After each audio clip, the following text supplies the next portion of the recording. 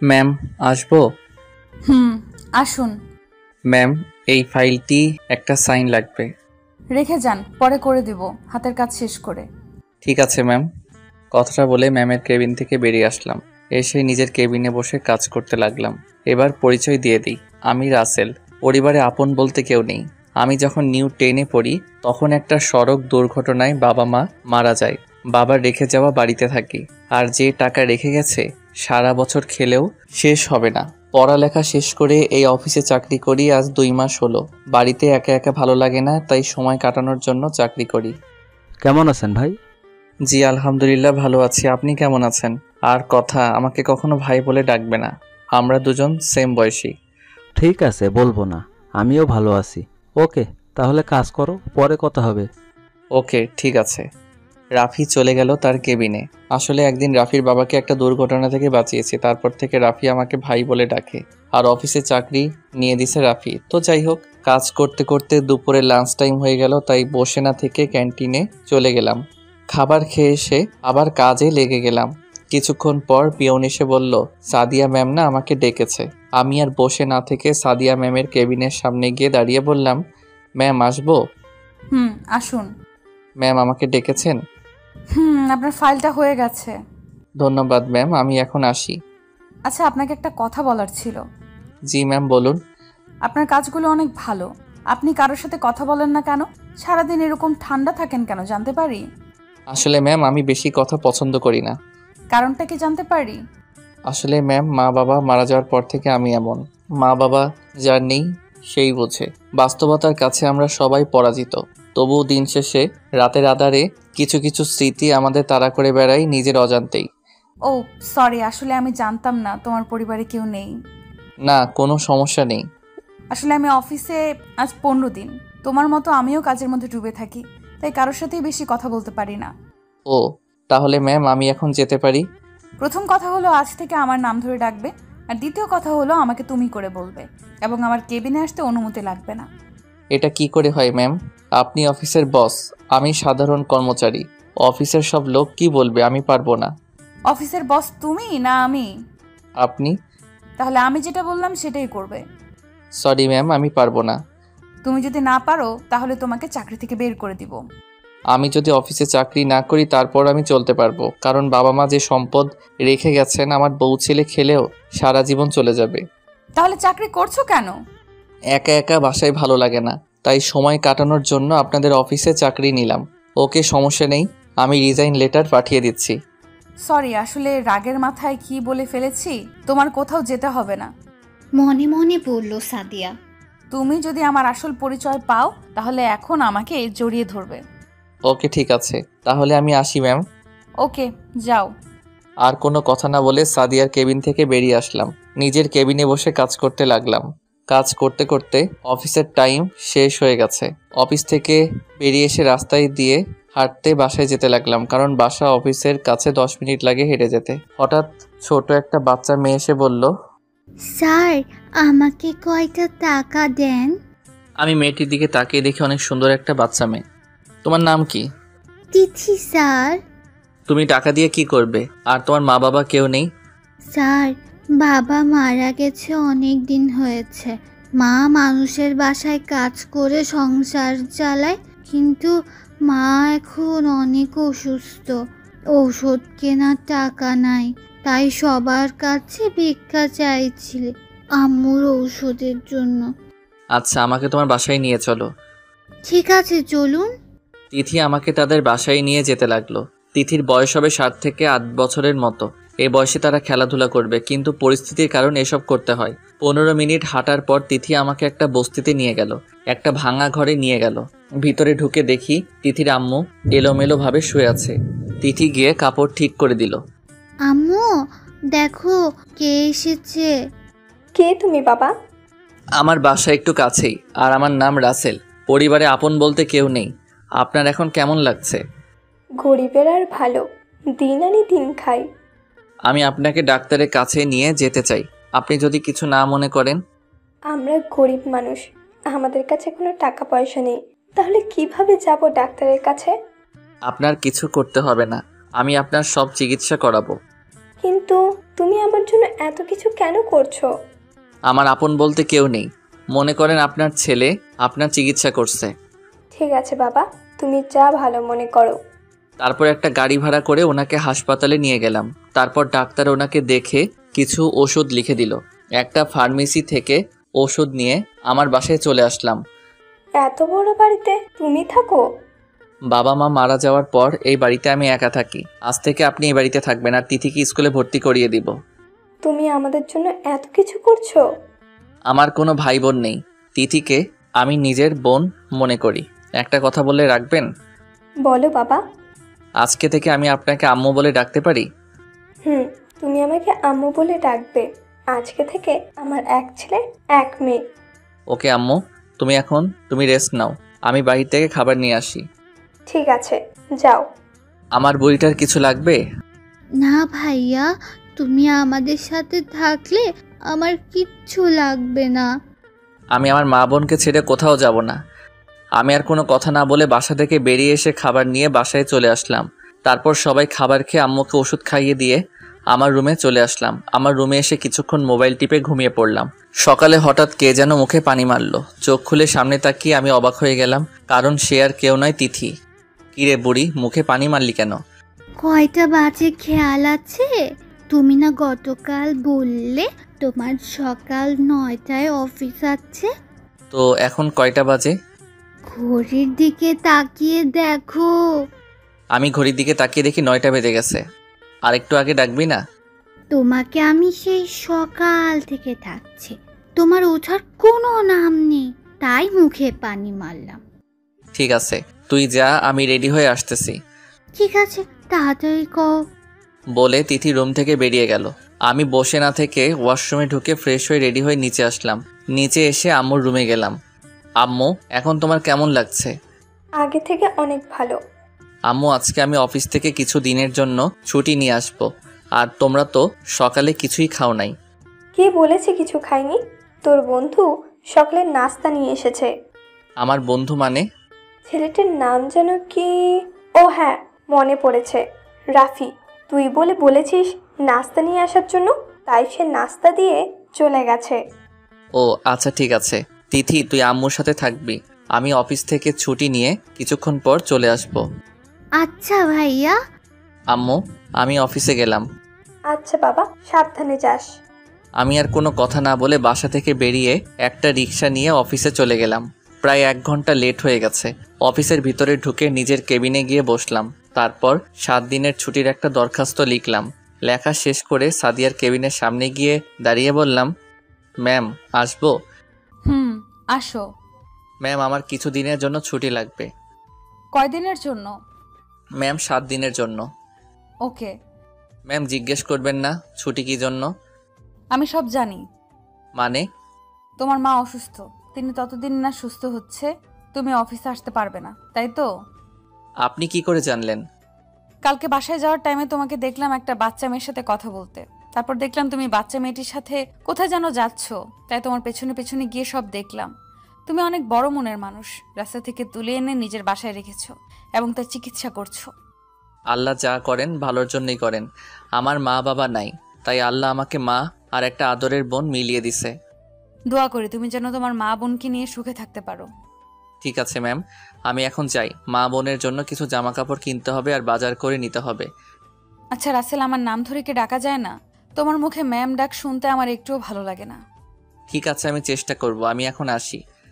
তোমার আম্মু সুস্থ না হওয়া পর্যন্ত তুমি অফিসে আসবে না। আর তোমার মোবাইল নাম্বারটা দাও। নাম্বার দিয়ে কি করবেন? তোমার আম্মুর খোঁজ খবর নিব। ঠিক আছে, নেন। 017, এটা আমার নাম্বার। ঠিক আছে, যাও। আমি আর কোনো কথা না বলে সাদিয়ার কেবিন থেকে বেরিয়ে এসে নিজের কেবিনে গেলাম। আমার ব্যাগটা হাতে নিয়ে বের হতে রাফির সাথে দেখা হলো। তোর সাথে দেখা হয়ে গেছে, আমি আরও তোর কাছে যেতেছিলাম। আমি জানি কি জন্য দেখা করবি। আসলে সাদিয়া ম্যাম আমাকে বলেছে তোর বাসায় নাস্তা নিয়ে যেতে।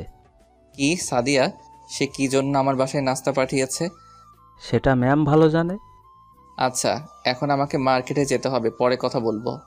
বলে আমি অফিস থেকে বাহিরে এসে একটা রিক্সা নিয়ে মার্কেটে চলে গেলাম। আম্মুর জন্য কয়েকটা শাড়ি আর বোনের কয়টা জামা নিলাম। মার্কেট থেকে বেরিয়ে আসতে চোখের সামনে আইসক্রিমের দোকান পড়লো। বোনের জন্য এক কার্টন নিয়ে নিলাম, কারণ ফ্রিজ রেখে খেতে পারবে। আর চকলেট নিয়ে নিলাম, আর কিছু কাঁচা বাজার নিয়ে বাসায় চলে আসলাম। কলিং বেল চাপ দিলাম, তিথি এসে দরজা খুলে দিল। ভাইয়া, তোমার হাতে এত কিছু কি? তোর জন্য আর আম্মুর জন্য কিছু জামা কাপড় নিয়ে আসলাম। ও আচ্ছা, আমার কাছে কিছু দাও। তিথি আমার থেকে জামা কাপড়ের ব্যাগগুলো নিয়ে ভিতরে ঢুকলো। আমি তার সাথে ঢুকলাম, আর এইদিকে সাদিয়া। না, আমি আর তোমাকে ছেড়ে থাকতে পারবো না। অনেক বছর তোমার জন্য অপেক্ষা করেছি। আজকে আব্বুকে বলে সব ঠিক করতে হবে। তাই আর দেরি না করে বাসায় চলে গেল। কলিং বেল চাপ দিল, বুয়া এসে দরজা খুলে দিল। সাদিয়া ডাইরেক্ট তার মা বাবার রুমে চলে গেল। কি রে মা, অফিস থেকে আজকে এত তাড়াতাড়ি চলে আসছিস? শরীর খারাপ নাকি? না মা, আমি ঠিক আছি। তোমাদের সাথে আমার কিছু কথা আছে। কি কথা বল? আজকে প্রায় 16 দিন হয়ে গেছে ওর আমার প্রতি কোনো ভালোবাসা দেখছি না। আমি আর পারছি না আব্বু। আমি ওর জন্য এত বছর অপেক্ষা করছি, কিন্তু সে আমাকে কোনো পাত্তাই দেয় না। তাকে দেখলে আমার সব কাজ বন্ধ হয়ে যায়। তুই কার সাথে কথা বলছিস? আমি তো কিছুই বুঝতে পারছি না। কার? আবার রাসেলের কথা বলছি। ও এ কথা, ঠিক আছে, আমি তার সাথে কথা বলে দেখি সে কি বলে। ও কি বলে না বলে আমি কিচ্ছু শুনতে চাই না। আমি ওকে না পেলে আমি কি করব আমি নিজে জানি না। বলে রুম থেকে বেরিয়ে গেল। তুমি এখন কি করবে? ও কি বলে গেছে তুমি শুনছো?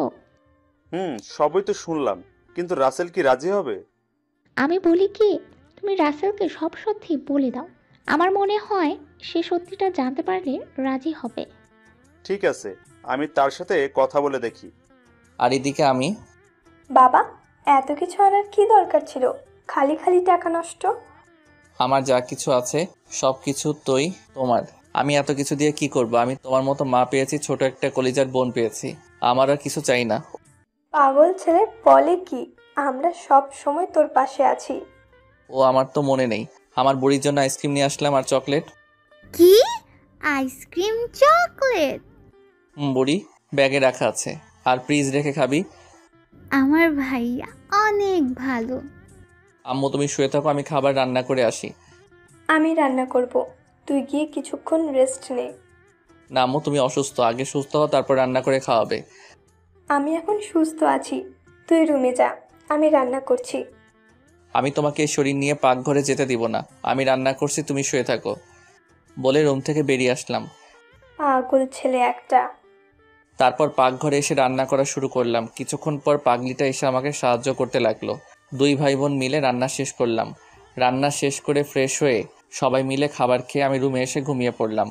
বিকেলে ফোনের শব্দে ঘুম ভেঙে গেল। মোবাইলের দিকে তাকিয়ে দেখি সাদিয়ার আব্বু ফোন দিছে। কেমন আছেন স্যার? আমি অনেক ভালো আছি। তা হঠাৎ করে আমাকে ফোন দিলেন? তোমার সাথে আমার কিছু কথা আছে। তুমি সন্ধ্যায় একটু আমার বাসায় আসবে? ঠিক আছে স্যার বলে ফোন কেটে দিলাম। বিছানা থেকে উঠে ফ্রেশ হয়ে রেডি হয়ে নিচে আম্মুর রুমে গেলাম। আম্মু, আমি একটু বসের বাসায় যাচ্ছি। হঠাৎ বসের বাসায় কেন? জানি না আম্মু, ফোন দিয়ে বললো ওনার বাসায় যাওয়ার জন্য। ঠিক আছে বাবা, সাবধানে যাস। আচ্ছা আম্মু বলে বাসা থেকে বেরিয়ে আসলাম।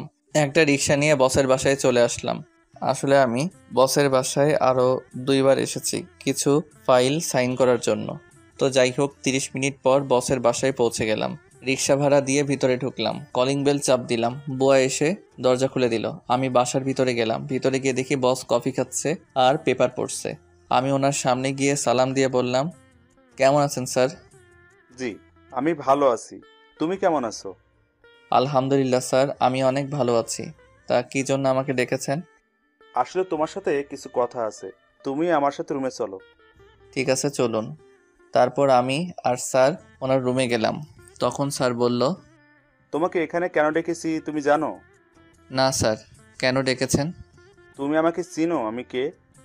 আপনি আমার অফিসের বস, আর কি চিনার আছে? আমি হচ্ছি তোমার বাবার বন্ধু আশরাফ চৌধুরী। তোমার বাবার সাথে কিছু কথা কাটাকাটি নিয়ে আমাদের বন্ধুত্ব নষ্ট হয়ে যায়। আর তুমি দেশের বাইরে ছিলে, এই কারণে আমাকে চিনতে পারো নাই। আর সাদেকে তুমি চিনো? আমি ওকে চিনি। চিনো মানে কিভাবে? আমি শুধু ওকে না, আপনাকেও চিনি।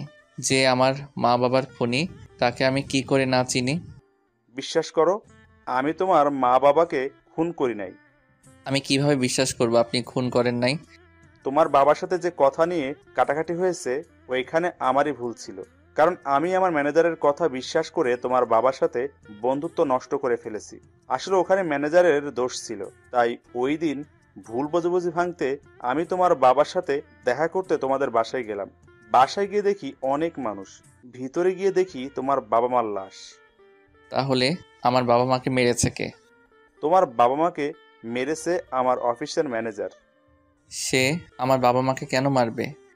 আসলে সে আমার অফিসের সব কথা আরেকটা অফিসের সাথে শেয়ার করত। তোমার বাবা সবকিছু জেনে যায়। তারপর ম্যানেজার তোমার বাবার নামে আমার কাছে বানিয়ে বানিয়ে মিথ্যা কথা বলে। আমি তার কথা বিশ্বাস করে তোমার বাবার সাথে কথা কাটাকাটি হয়। তারপর আমাদের দুজনের মাঝে বন্ধুত্ব নষ্ট হয়ে যায়। এর কিছুদিন পরে জানতে পারি এসব কিছু ম্যানেজারের সাজানো নাটক ছিল। পরে খোঁজ খবর নিয়ে জানতে পারি তোমার বাবা মাকে গাড়ি চাপা দিয়ে মেরে ফেলে।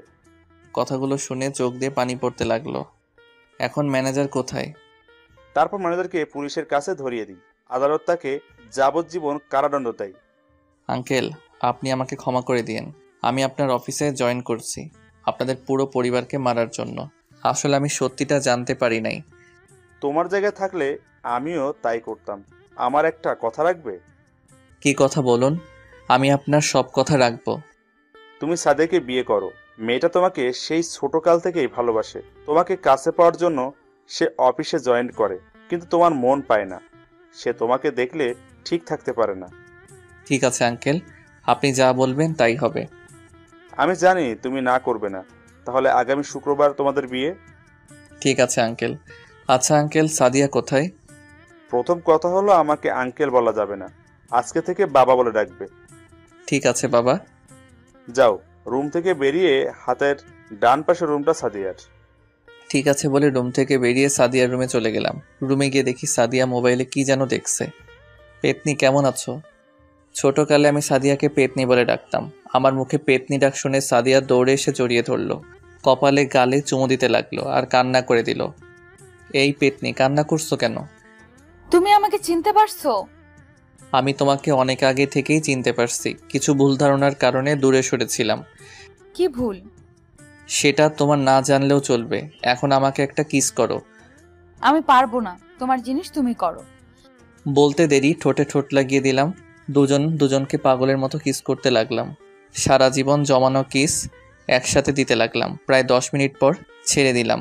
দুজনে হাঁপাতে লাগলাম। এমন ভাবে কেউ কিস করে? আরেকটু হলে তো এমন কথা কখনো মুখ দিয়ে বের করবে না। ওকে, আর বলবো না। এখন আমাকে বুকে জড়িয়ে রাখো। সাদিয়াকে বুকে জড়িয়ে নিলাম। এভাবে দেখতে দেখতে বিয়ের দিন চলে এলো। এখন আমি বাসর ঘরের সামনে দাঁড়িয়ে আছি। আমাদের পাওনা দিয়ে তারপর ভিতরে যাবে। ঠিক বলেছ তুমি, পাওনা না পাওয়া পর্যন্ত ভিতরে ঢুকতে দিচ্ছি না। তা কত দিতে হবে? বেশি না, 10,000 টাকা দিলে হবে। এত টাকা আর কিছু কম হয় না? ঠিক আছে, তাহলে 15,000 টাকা। না না, আগেরটাই ভালো। তারপর 10,000 টাকা দিয়ে রুমের ভিতরে ঢুকলাম। রুমে ঢুকে দেখি সাদিয়া খাটেনি। ওমা, আমার বউ গেল কোথায়? বউ, ও বউ কোথায়? হঠাৎ দেখি বারান্দায় থেকে বেরিয়ে আসলো। হাতে দেখি একটা ফাইল। এই নাও, এই ফাইলটি রাতের মধ্যে করে দিবে। কি, বাসর ঘরে অফিসের কাজ করব? তাহলে বাসর করব কোন সময়? এটা তোমার শাস্তি। এত দেরি করে কেন আসলে?